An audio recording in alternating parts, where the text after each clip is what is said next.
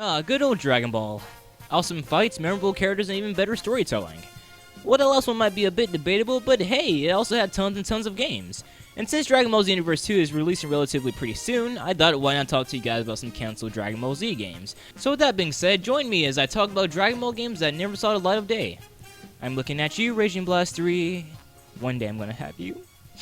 One day.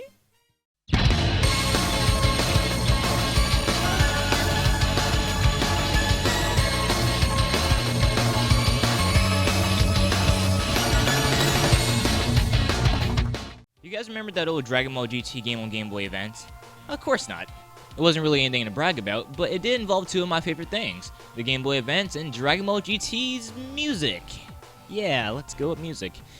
Apparently Webfoot Technologies, which is the same developer of the first game, had plans on making a sequel in 2005. However, those plans were quickly scrapped for a multitude of reasons. Firstly, the poor sales. Dragon Ball GT Transformation only sold 0.28 million units worldwide as of 2016. Plus the fact that this game was critically panned for repetitive gameplay and overall staleness is the reason why a sequel was never made. Honestly, I'm pretty content with that because these are the same developers that made Dragon Ball Z Taiketsu. Ugh, I still have nightmares about that game. This game probably has the worst AI I've seen in my entire life. You can literally be standing still and it'll barely hit you.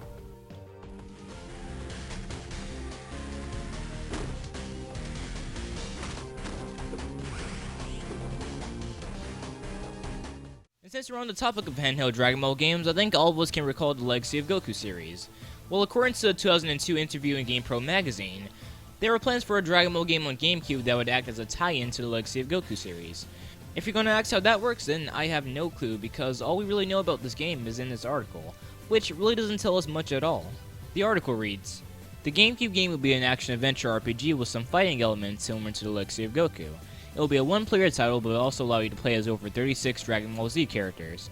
The storyline, however, is still in early stages, the developer hasn't even been picked yet. But the goal is to have the storyline connect with the GBA series. So from this article, we can already conclude that this game was cut short at the planning period. And that's quite unfortunate because this game actually had an interesting concept. It's something I would have been curious on seeing how it would have played out. Now before I move on to the next game, let me talk to you guys about something very obscure, the 3DO. Yeah, I'm pretty sure half the people watching this video right now don't even know what that is. So to fill you guys in, the 3DO was a console released back in 1993. And long story short, it was garbage, with only having a 3-year lifespan. And guess what? They tried to make a Dragon Ball game for it. Yep, Dragon Ball Z Seito Kogeki Da. Dragon Ball Z Seito You know what? Screw it. Anyways, Dragon Ball Z Kakarot Cake had a pretty simple premise. The main goal of the game would be to fight Cell. And that's it. However, you would have to fight him with some type of boxing glove motion sensing device. In some ways, think of Dragon Ball Z for Kinect, but shittier.